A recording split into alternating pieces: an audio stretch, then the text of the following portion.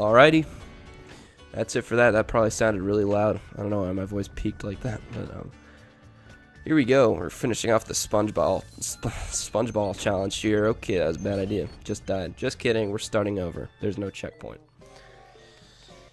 But yeah, as I was saying earlier, this is like some cool jazzy shit. It's like honestly the funnest part of this game in my opinion. There's also some other stuff that's very similar to this with Patrick. I think they're called floating block challenges and they have the same music.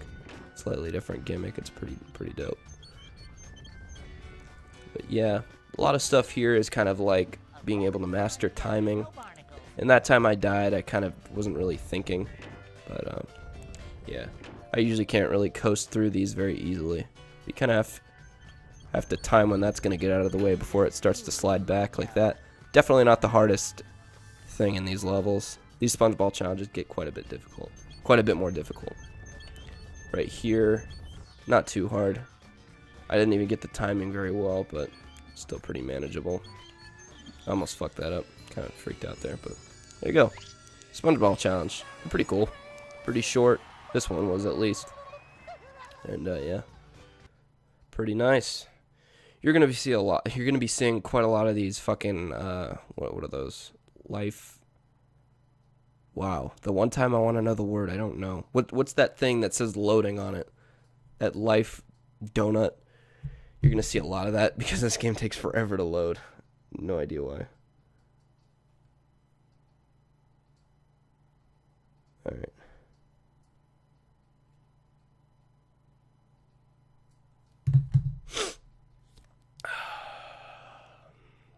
Wow.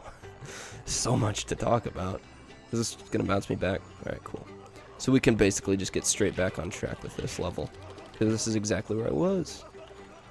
That's kind of the thing about this, is it's like, okay, technically it's not as challenging when the game's a lot less subtle about where you're supposed to be at certain times. But it also makes the game a lot smoother, less confusion, and it's a more kind of secure, enjoyable experience, I guess, because you're not having to second guess yourself. You know, you could argue that that's more fun when it's more challenging and it's not obvious where you're supposed to end up, but I don't know. I like the way this game plays. It's pretty nice. God.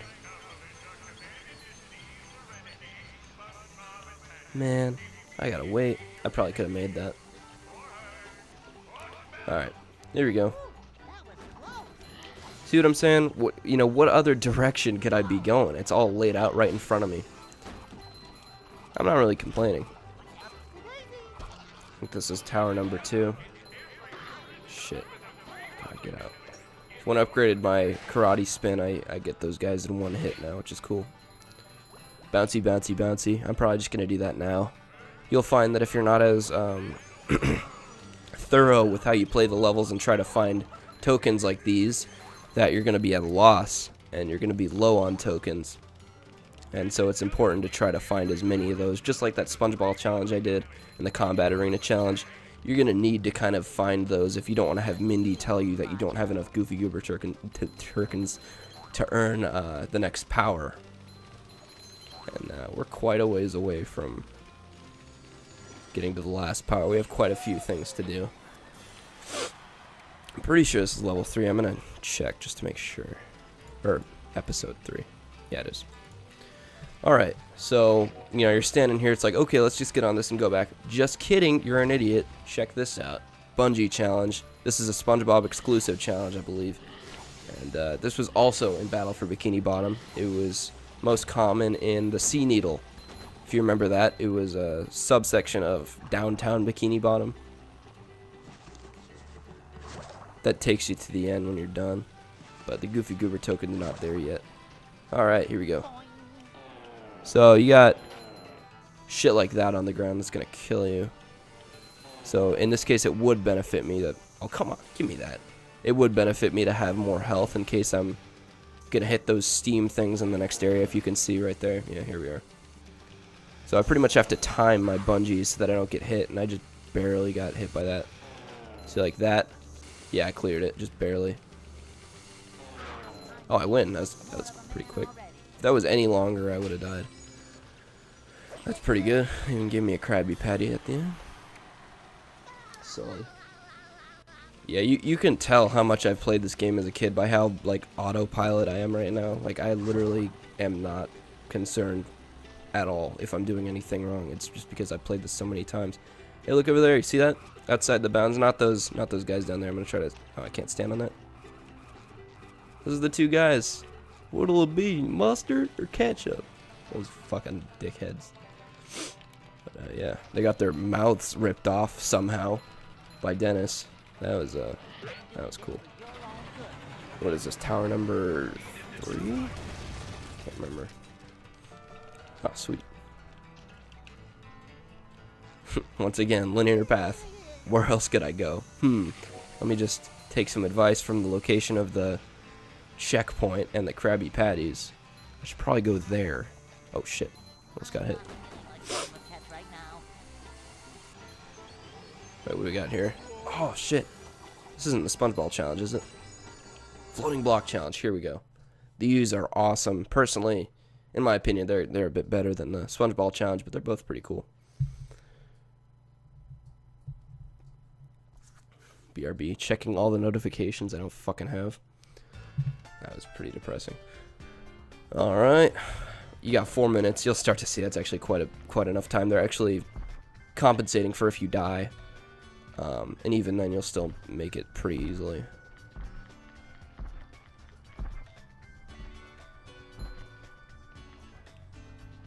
Wait, is this different music? Shit. I think it's the same, more or less.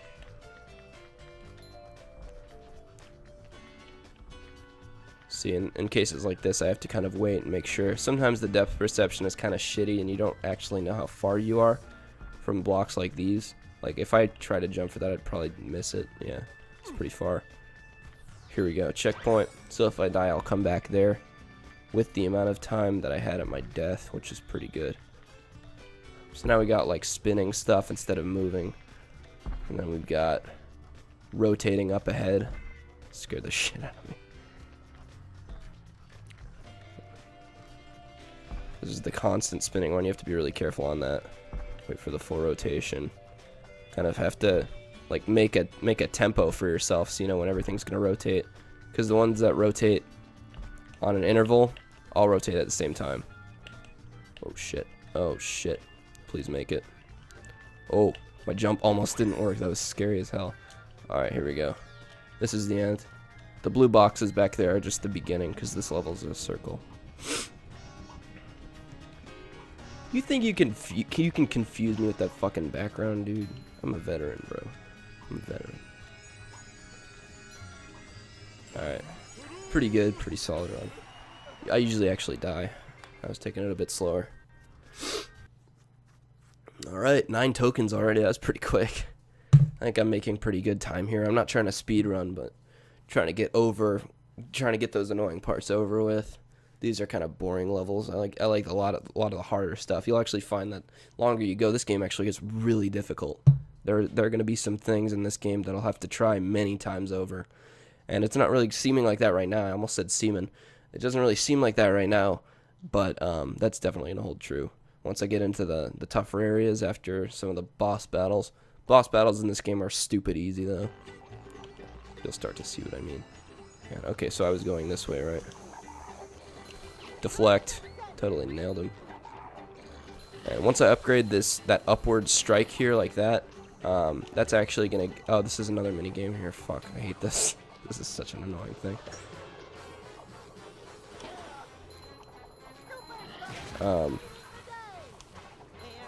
Once I upgrade this upward strike, it's actually gonna be like a deployable bomb. You kind of like mount a fist in this guy's ass, and then you can deploy it by pressing Y again, which is like actually the coolest shit ever. I've already hit this guy once, watch. Nailed. They actually give you a lot of dumbbells too, so it's important to try to kill as many of those as you can. Wait, what?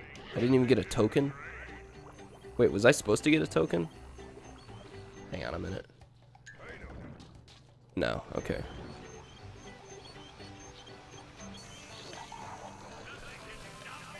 Almost kind of hesitated there. That could have been bad.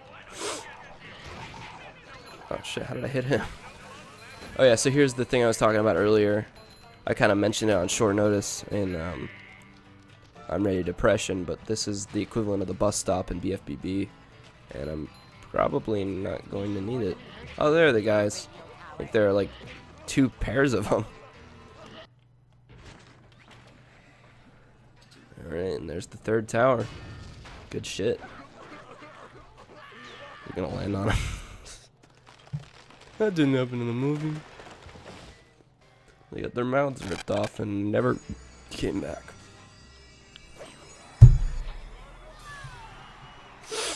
Alright.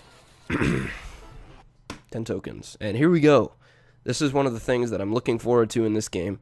And you'll notice that I pointed out that there are 4 driving levels in this game. Guess how many slide levels there are? I think there are also fucking like 4, which means that there are actually more of these levels than there are of actual environments. This is, I said that really stupidly, environments. This is copying the same environment that was in the last place we were just at. I think it was called Shell City Dead Ahead. And it looks damn near the same. A little more like barren, a little more rock, but generally the same environment. Looks pretty cool, actually. Definitely one of my favorite levels of all time in the game. This might actually be my favorite level. I'm not really sure. After having played the game for so long, I've figured I've known that by now. Rock slide's cool. It's the next slide level, but it's really long. It's actually too long. This is a good level length. Generally, each run is going to take you about 3.5 minutes or so is a good time estimate. But yeah, each slide and driving level has 4 Goofy Goober tokens that you can earn. And the first one is just like the one I'm doing now. There's like a little bit of a challenge associated with it, or it's just kind of like, just beat it in general. Just go to the finish line, and that's it. Doesn't really matter if you die or take like a year. You'll still get the token. But then the next one is the time challenge. Every slide and driving level has a time challenge. Every slide and driving level has a ring challenge, which I talked about earlier, where you have to fit in between rings in certain time intervals and just kind of make split decisions and shit. It's only really actually hard with driving, but...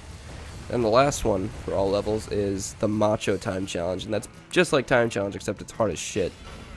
To get it in time, you have to be pretty quick, and you have to find good shortcuts.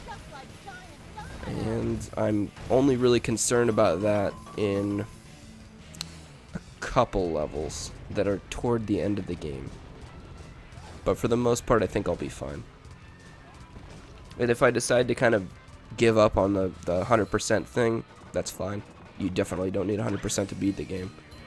You need, I think your highest quota at one point in the level, I think in the game you need like 35 or so Goofy Goober tokens for your last ability, and it's here's the Sonic Wave guitar. But that's pretty manageable, especially when there's so many tokens up for grabs with these race levels. Actually, let me count them now, because I don't want to be wrong. So, driving, 1, 2, 3, 4, 5, 6, 7. So there are more. There's one more driving level or slide level combined than there are of full levels. That's pretty stupid. But it's not like they were really.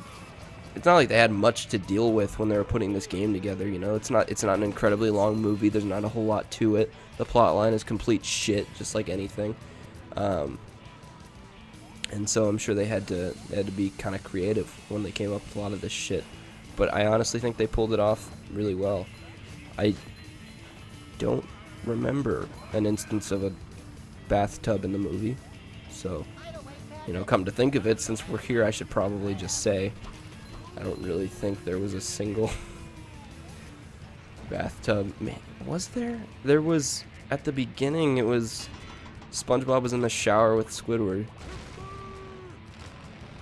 I didn't really have a whole lot of gay scenes in the show, in the movie. That's not the first time that's happened either. It was in the frickin' episode, I think it was called Squid's Day Off. Are you finished with those errands, that episode? Where SpongeBob was like a figment of his imagination when Squidward was trying to shower. It was like, wait until Mr. Krabs sees Zero, and then he pulls back the curtain, he's like, toilet! And then he also saw the laugh